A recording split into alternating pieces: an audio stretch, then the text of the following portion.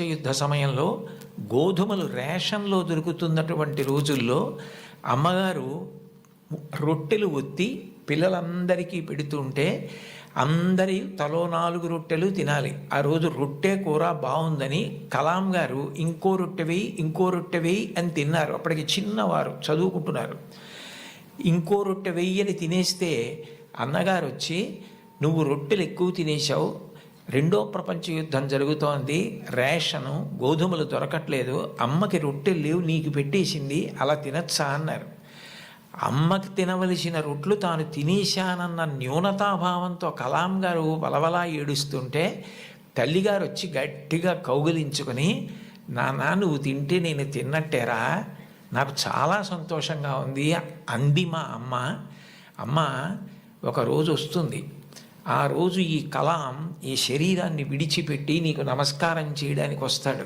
On the day of the final judgement అని రాసుకున్నారు ఆయన. ఆ రోజు నువ్వు ఏ అన్నం కూడా తినడం మానేసి పెట్టి నన్ను పెంచి పెద్ద చేశావో, ఈ శరీరంతో ఈ మేధస్సుతో నేను దేశ సేవ చేసి కృతార్థుడనై ఆ అమ్మ కన్న కొడుకు అని నీకు కీర్తి తెచ్చి వచ్చి నీ పాదములకు నమస్కరిస్తానని రాసుకున్నారు. అమ్మకి అబ్దుల్ కలాం గారు ఇచ్చినటువంటి గౌరవం అంత గొప్పది. మహాత్ముల జీవితాలు ఎవరివి మీరు చదవండి. అంతవరకు ఎందుకు, మీ అందరికీ తెలిసిన్నటువంటి వ్యక్తి నోరి దత్తాత్రేయుడు గారని ఇవాళ ప్రపంచ ప్రఖ్యాత క్యాన్సర్ స్పెషలిస్ట్, ఒకప్పుడు భారతదేశానికి రాష్ట్రపతి పదవి నిర్వహించినటువంటి వ్యక్తి మాన్యులు శ్రీ నీలం సంజీవరెడ్డి గారికి క్యాన్సర్ వస్తే వారే ఆ వైద్యం చేసి ఆ వ్యాధి పోయేటట్టు చేశారు. ఆయన చిన్నతనంలో పడిన కష్టాల గురించి ఆయన వ్రాసిన పుస్తకం చదివితే ఆశ్చర్యం వేస్తుంది. వాళ్ళ అమ్మగారు పడ్డ కష్టం, ఎంత కష్టపడి ఆయన్ని పెంచి పెద్ద చేశారో, ఆయన విదేశాలు వెళ్ళి అంత పెద్ద క్యాన్సర్ స్పెషలిస్ట్ అయిన తర్వాత ఆయన చేసిన మొదటి పని ఏమిటంటే, మా అమ్మ ఒంటి మీద బంగారపు నలుసు లేకుండా అమ్మి మమ్మల్ని పెంచి పెద్ద చేసింది, ఆ అమ్మకి 2 బంగారు గాజులు కొంటే నా జీవితం ధన్యమని గాజులు కొనుక్కుని విదేశాల నుంచి వచ్చి అమ్మ చేతులకి తొడిగి ఆనంద బాష్పాలు కార్చారు. ఈ జాతి మొదటి లక్షణం అమ్మని గౌరవించడం. మాతృదేవో భవ. మీరందరూ పిల్లలు, మీరు నేర్చుకోవలసిన మొట్టమొదటి నియమం ఏది అంటే అమ్మని గౌరవించడం నేర్చుకోండి. అమ్మకి నమస్కారం చెయ్యండి. మీరు పాఠశాలకి వచ్చేటప్పుడు అమ్మకి నమస్కారం చేసి రావడం మీకు అలవాటైతే, మీ అమ్మగారి కన్నా మీకు అత్యంత ప్రేమతో ఆశీర్వచనం చెయ్యగలిగిన వ్యక్తి ఈ సృష్టిలో వేరొకరు ఉండరు. ప్రాణం పోయేటప్పుడు కూడా మీరు వృద్ధిలోకి రావాలని కోరుకునే ఏకైక వ్యక్తి ఎవరైనా ఉంటే తల్లి ఒక్కతే. అంత గొప్పది అమ్మ. బాలమురళీకృష్ణ గారి తల్లి ఆయన పుట్టిన 10 రోజుల్లో మరణించారు. ఆయన వ్రాసుకున్నారు, నన్ను కనడానికే మా అమ్మ పుట్టిందేమో అని రాసుకున్నారు. భారత ప్రధానమంత్రి నరేంద్ర మోదీ గారు ఈ మధ్యకాలంలో ఒక విదేశీ ఛానల్కి ఇచ్చిన ఇంటర్వ్యూ మీరు చూసి ఉంటారు. అసలు నేను ఆశ్చర్యపోయిన ఆయన చెప్పిన మాటలు విని. నిరుపేద కుటుంబంలో పుట్టారు. వాళ్ళ అమ్మగారు అంత కష్టించి పనిచేసేవారు, వాళ్ళ నాన్నగారు కూడా అంత కష్టపడి పనిచేసేవారు.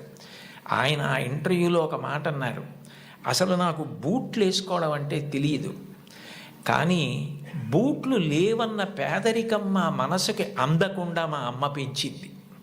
అంటే ఉన్నదానిలో అంత తృప్తిగా బ్రతకడం మా అమ్మ నేర్పింది. మాకిది లేదు, మేము చేతకాని వాళ్ళం, మేము వెనకబడిపోయాం అన్న భావన కలిగితే ఉత్సాహం రాదు.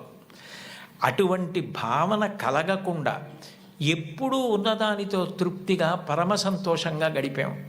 అన్నదమ్ములు అక్క చెల్లెళ్ళు అందరం కలిసి అని ఆయన ఇంటర్వ్యూ చేస్తున్న వ్యక్తి వంక తిరిగి, ఇప్పుడు మన ఇద్దరం కూర్చున్న గది కన్నా కిటికీ లేని ఒకే తలుపు ఉన్న చిన్న గదిలో కలిసి మెలిసి బతికి పడుకుని పెరిగి పెద్దవాడినైన వాడిని చెప్పుకున్నారు. అటువంటి మహోత్కృష్టమైన వ్యక్తులు కూడా తల్లికి తండ్రికి అంత గౌరవం ఇచ్చారు. సందర్భం కాబట్టి ప్రస్తావిస్తున్నాను. మన గౌరవ ముఖ్యమంత్రి నారా చంద్రబాబు నాయుడు గారు స్వయంగా ఒక వ్యాసం రాశారు. తల్లికి జేజే, తండ్రికి జేజే, గురువుకు జేజే అని ఒక పుస్తకం ఉంది. ఆ పుస్తకంలో బహుశా నాకు జ్ఞాపకం ఉంటే 3వ వ్యాసం అనుకుంటాను. ఆ వ్యాసంలో ఆయన ఒక విషయం ప్రస్తావన చేశారు. వాళ్ళ అమ్మగారి పేరు అమ్మಣ್ಣమ్మ గారు. ఆవిడ చిన్నతనంలో చంద్రబాబు నాయుడు గారిని పిలిచి ఒక కథ చెప్పారట. ఒరేయ్ నాన్న, మనిషి కష్టపడాలి. ఎందుకు కష్టపడాలో తెలుసా? ఒకరింట్లో ఒక పంది, ఒక నక్క 2 ఉండేవి. ఆ పంది చాలా కష్టపడి పనిచేసి మధ్యాహ్నం ఇంటికి భోజనానికి వచ్చేది. నక్క పని చేయడం మానేసి చెరుకు తోటల్లో తిరుగుతూ ఊళలు వేస్తూ వచ్చే ముందు బురదలో పొర్లాడి వచ్చేది. పంది ఒళ్ళు కడుక్కుని వచ్చేది.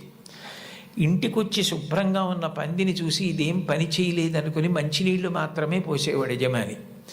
నక్క ఒంటి నిండా బురదంటించుకోవడం చూసి ఇది బాగా కష్టపడింది అనుకుని బాగా దానికి తిండి పెట్టేవాడు. మోసం ఎన్నాళ్ళు దాగుతుంది? కొన్నాళ్ళకి ఎవరు కష్టపడుతున్నారో తెలిసిపోయింది. తెలిసిపోయిన తర్వాత నక్కని కొట్టి తరిమేసి పందికి తన పిల్లనిచ్చి పెళ్లి చేసి ఇల్లరికం అల్లుడిగా తెచ్చుకున్నాడు రా. ఇంటి పనివాడు ఇంటల్లుడయ్యాడు రా. కష్టపడినవాడు వెనక్కి తిరిగి చూడడు జీవితంలో. కష్టపడడం నేర్చుకో అని మా అమ్మ నాకు చిన్నతనంలో చెప్పింది.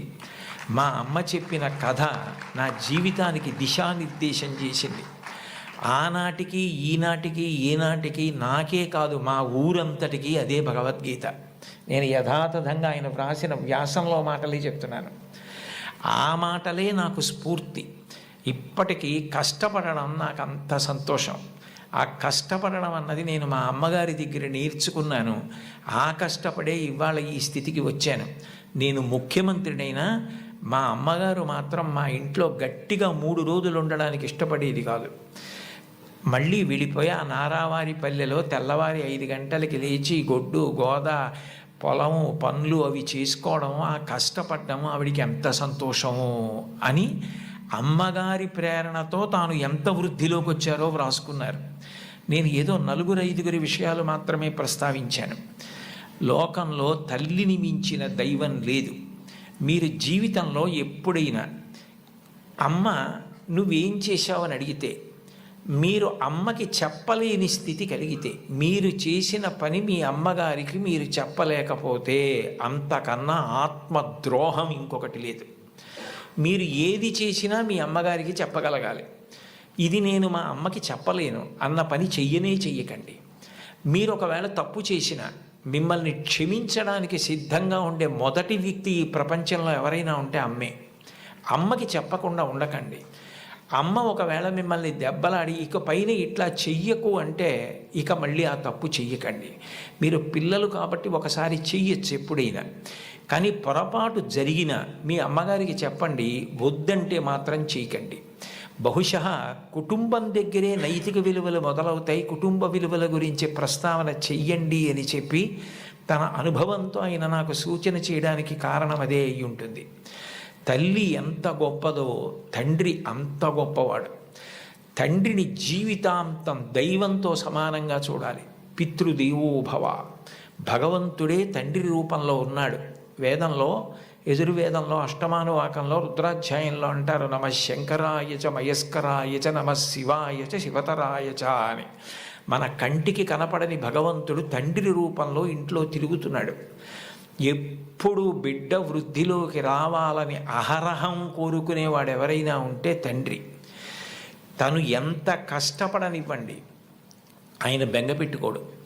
కానీ ఆయన కోరుకునేది ఒకటే, పుత్రాది చేత్పరాజయం. తను ఎంత కీర్తి సంపాదించినా తనకన్నా కూడా కీర్తివంతుడు కొడుకై, ఈయనకన్నా ఈయన కొడుకు గొప్పవాడండి అనిపించుకొని కొడుకు చేతిలో ఓడిపోతాట తండ్రి ఆనందపడిపోతాట. అంటే తండ్రికి ఈ కొడుకు పట్ల ఎంత ప్రేమ ఉంటుందో చూడండి. ఈ సందర్భం వచ్చింది కాబట్టి మీకు ఒక విషయం మనవి చేస్తాను. నేను ఒకప్పుడు విశాఖపట్నంలో ధర్మసోపానాల మీద ప్రసంగాలు చేస్తున్నాను. ఆ రోజుల్లో విశాఖపట్నంలో ఉన్న పాఠశాలల్లో ఉన్న విద్యార్థులకి మా నాన్నగారు అన్న విషయం మీద మాట్లాడమని వ్యాసరచన పోటీ నిర్వహించారు. వ్యాసరచన పోటీ నిర్వహిస్తే కొన్ని 100 మంది పిల్లలు పాల్గొన్నారు. అందులో 10 పేపర్లు చిట్ట చివర సెలెక్ట్ చేసి నాకు పంపించారు. ఇందులో ఫస్ట్, సెకండ్, థర్డ్ ప్రైజులు నిర్ణయించమని.